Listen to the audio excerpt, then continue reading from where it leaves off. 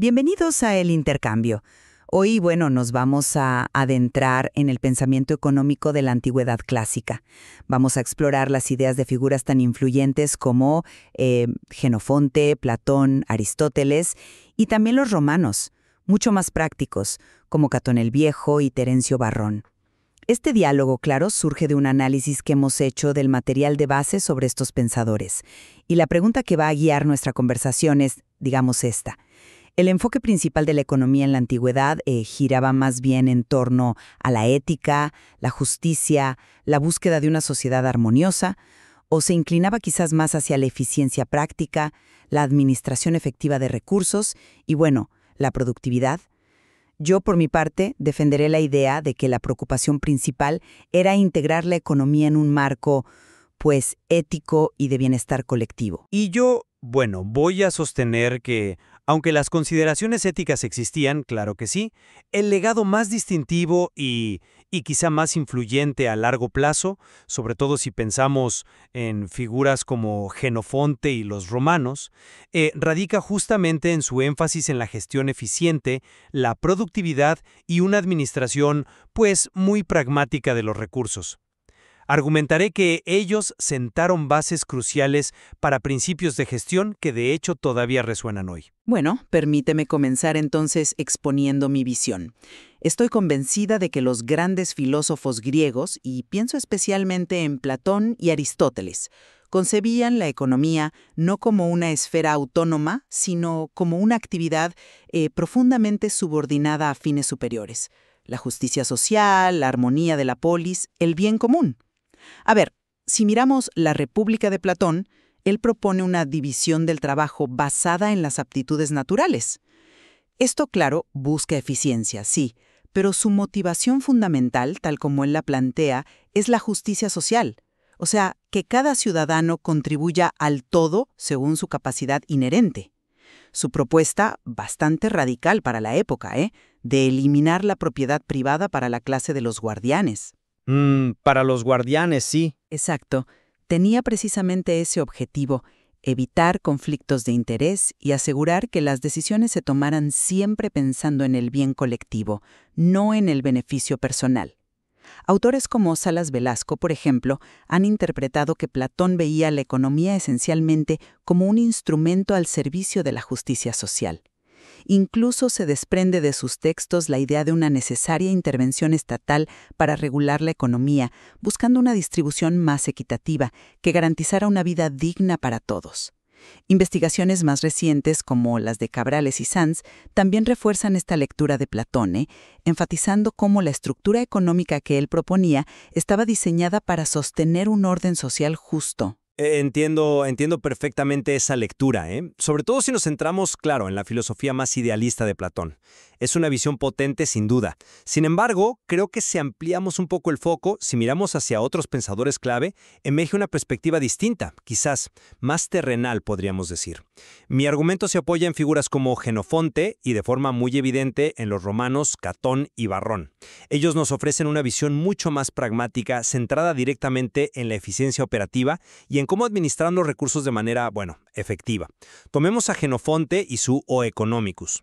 Aunque utiliza la forma del diálogo socrático, el contenido es eminentemente práctico, enfocado en la microeconomía, la gestión eficiente del hogar, del oikos. Esto incluía desde la administración de las tierras y los bienes hasta la gestión de las relaciones familiares y sí, también la administración de los esclavos. Jenofonte pone un gran énfasis en la figura del buen administrador, en la importancia del trabajo productivo para la prosperidad, no solo de la familia, sino extendiendo esa lógica a la comunidad.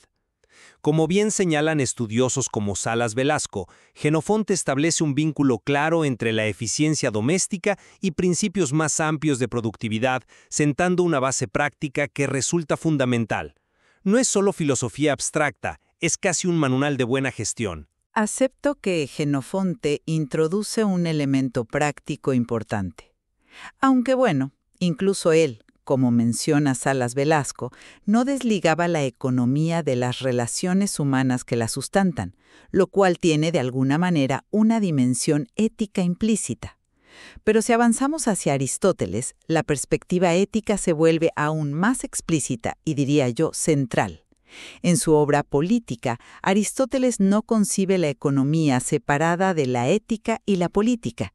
Están para él intrínsecamente ligadas. Su famosa distinción entre oikonomía, entendida como la administración natural y necesaria del hogar, orientada a satisfacer las necesidades básicas para la buena vida, y la cherematistique, la búsqueda de riqueza por la riqueza misma, especialmente a través del comercio y la usura, que él veía con bastante escepticismo, es, creo yo, absolutamente crucial aquí.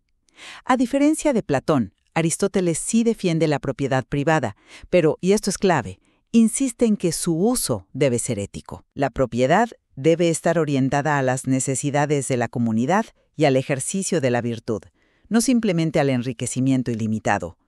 Autores como, los mismos Salas Velasco o Cabrales y Sanz coinciden en señalar que, para Aristóteles, la finalidad de la actividad económica no era la acumulación per se, sino la justicia social, la autosuficiencia para una vida virtuosa y la armonía de la comunidad. La economía para él estaba claramente subordinada a la moralidad. Es una distinción conceptual muy potente la de Aristóteles, no cabe duda. Pero, si consideramos el legado histórico en su conjunto, creo que el enfoque práctico resurge con una fuerza inusitada en el mundo romano. Pensemos en Catón el Viejo y su De Agricultura. Esto es, más que un tratado filosófico, es una guía eminentemente práctica, casi un manual, sobre cómo gestionar una explotación agrícola y la economía doméstica romana, lo que ellos llamaban el hospitium, que abarcaba la gestión integral de la casa, la finca y la mano de obra, incluyendo, claro, a los esclavos. El énfasis de Catón está puesto en la prudencia, la autosuficiencia, la austeridad, esa virtud tan romana, y el trabajo duro. Su rechazo al lujo y al derroche no es tanto, me parece, una reflexión filosófica abstracta sobre la justicia, sino una visión pragmática y a la vez moralista, centrada en la sostenibilidad de la explotación y la racionalidad en el uso de los recursos. Como bien resaltan análisis como los de Salas Velasco o Cabrales y Sanz, el enfoque de Catón es profundamente práctico, y su crítica a la ostentación tiene raíces tanto morales como de, eficiencia económica. Y si luego miramos a Terencio Varrón y su De Re Rustica, el enfoque técnico se intensifica todavía más. Varrón se centra explícitamente en la eficiencia, la rentabilidad, la importancia del conocimiento técnico aplicado a la agricultura, la especialización de las tareas y la organización metódica del trabajo para maximizar la productividad. Para Varrón, la gestión eficiente de los recursos naturales, combinada con el conocimiento experto, es la clave del éxito económico.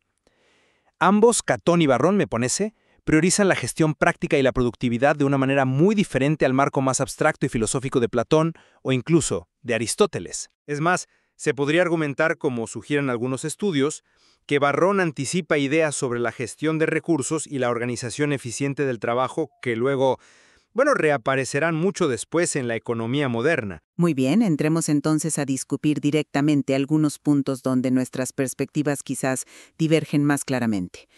Has mencionado la propiedad y la riqueza. Por un lado tenemos la visión platónica, que llega a proponer su abolición para la clase dirigente, y la aristotélica, que la defiende pero con un fuerte componente ético comunitario, contrastándola con la crematistique. ¿Cómo encaja esto con el enfoque romano que describes, más centrado en la gestión eficiente de la propiedad agrícola? ¿No podríamos ver esa búsqueda de eficiencia y rentabilidad en Catón y Varrón como una forma quizás más sofisticada o socialmente aceptada de crematística práctica, orientada a maximizar el rendimiento de la propiedad, aunque Catón, es cierto, critique el lujo excesivo? Yo lo veo de forma un poco diferente. No creo que la gestión eficiente de la tierra en Catón y Varrón sea directamente equiparable a la crematistique que Aristóteles criticaba tan duramente. La crítica aristotélica, si recordamos, se dirigía fundamentalmente al comercio y la usura con el único fin de acumular dinero, actividades que él consideraba no naturales, porque el dinero no produce dinero por sí mismo. En cambio, los romanos se centraban en la productividad de la tierra, que era la base de su economía y de la riqueza patricia. Esta actividad agrícola, aunque obviamente buscara la rentabilidad, era vista como honorable, fundamental, para la autosuficiencia familiar y la estabilidad del Estado, no como un mero instrumento de lucro abstracto. La crítica de Catón al lujo es fascinante aquí, porque aunque es un pragmático, introduce un elemento moral que sí recuerda al escepticismo aristotélico hacia la acumulación sin propósito, pero lo hace desde una perspectiva de virtud romana, austeridad, trabajo, tradición, más que desde una filosofía abstracta sobre la justicia distributiva. Diría que el enfoque romano es sobre la buena administración de la riqueza fundamental, que era la tierra, mientras que la crítica de Aristóteles se dirige más a ciertas formas de adquisición de riqueza consideradas artificiales o, digamos, desmedidas.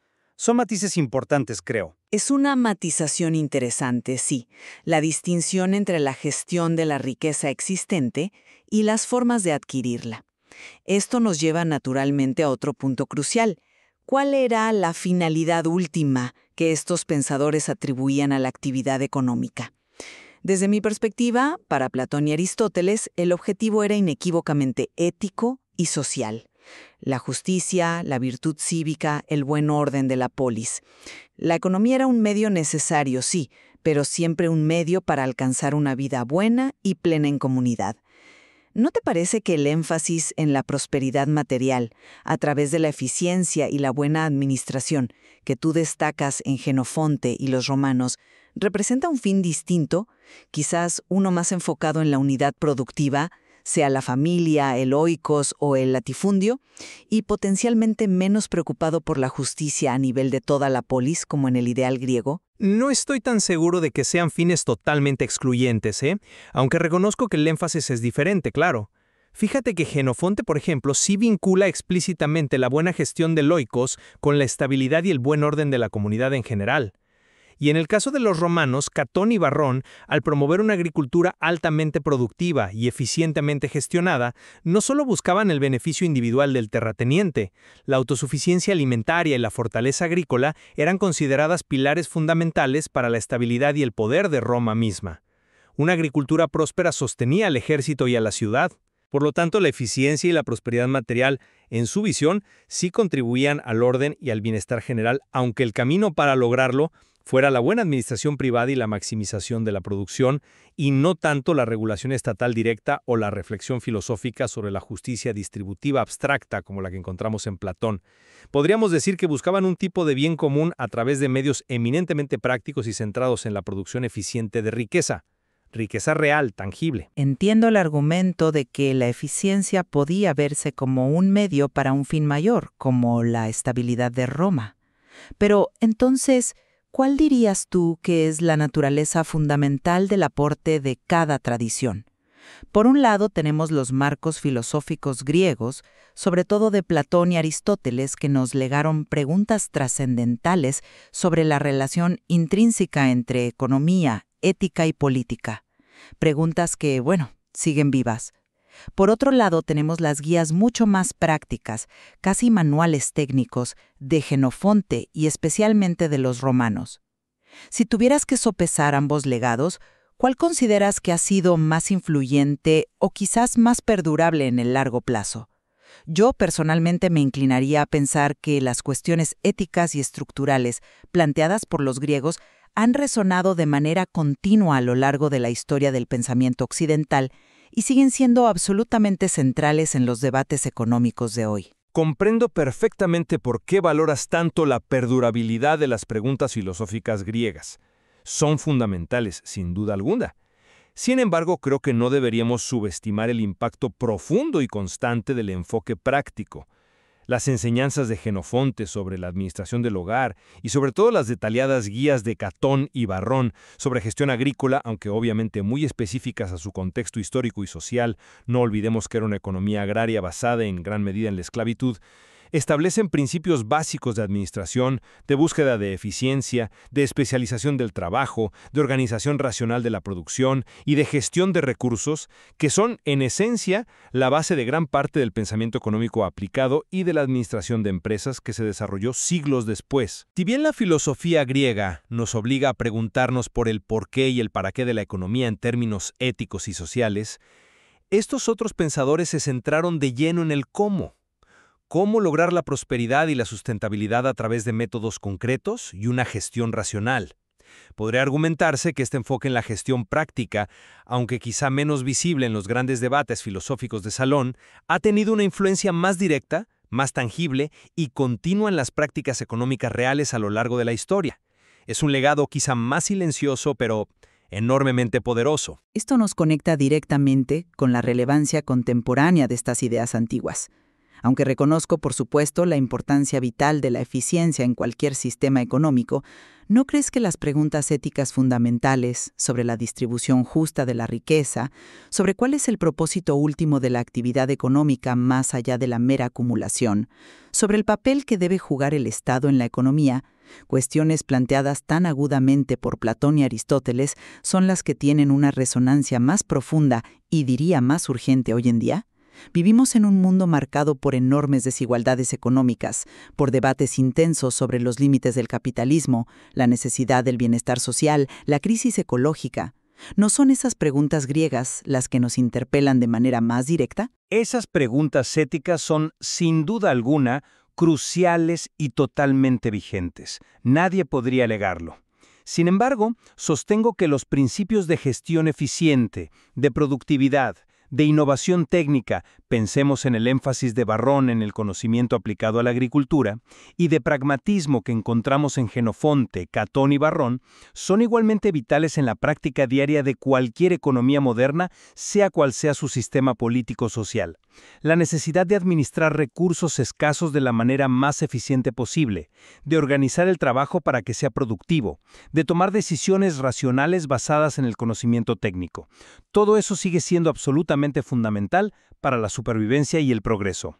Además, fíjate, hay aspectos del pensamiento práctico antiguo que conectan de formas sorprendentes con debates actuales. Como señalan estudios como los de Cabrales y Sanz respecto a Catón, su fuerte crítica al lujo y la ostentación, basada en la virtud de la austeridad, encuentra un eco directo en las discusiones modernas sobre consumo responsable, sostenibilidad ambiental y la ética de la acumulación de riqueza. Así que, en mi opinión, ambas vertientes del pensamiento antiguo, la reflexión ética profunda y el enfoque en la gestión práctica y eficiente, nos ofrecen herramientas valiosísimas para enfrentar nuestros desafíos contemporáneos. No creo que una sea intrínsecamente más relevante que la otra. Necesitamos ambas perspectivas para navegar la complejidad actual.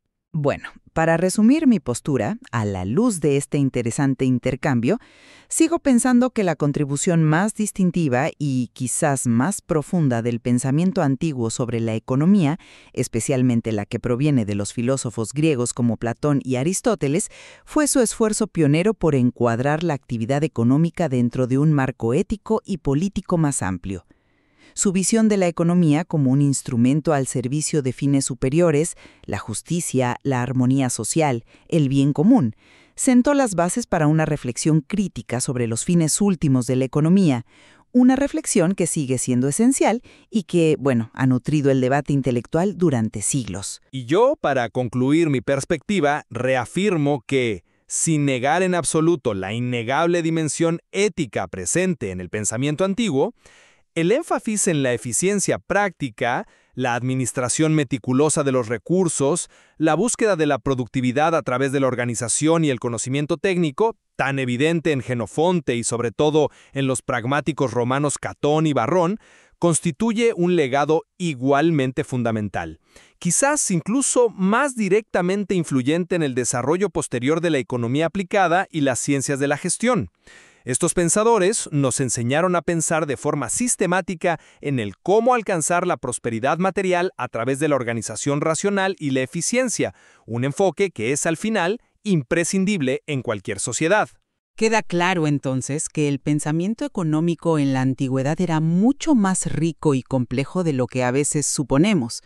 Contenía, como hemos visto, tanto profundas interrogantes éticas sobre el propósito y la justicia, como agudas observaciones y prescripciones prácticas sobre la gestión eficiente. Persisten nuestras diferencias sobre dónde poner el acento principal o cuál legado ha sido más determinante, pero creo que coincidimos plenamente en la enorme riqueza y la sorprendente actualidad de muchas de estas ideas tempranas. Exactamente. Explorar estas diversas perspectivas que nos ofrece el material de base es valioso precisamente porque nos ayuda a comprender mejor esa tensión inherente y quizá irresoluble entre las dimensiones morales y los desafíos prácticos de cómo organizamos nuestra vida económica. Es una tensión que, bueno, en distintas formas sigue definiendo muchos de los debates más importantes de nuestro tiempo, y sin duda el material analizado ofrece aún más profundidad para quien desee seguir explorando estas fascinantes ideas. Invitamos a nuestra audiencia a continuar esta reflexión.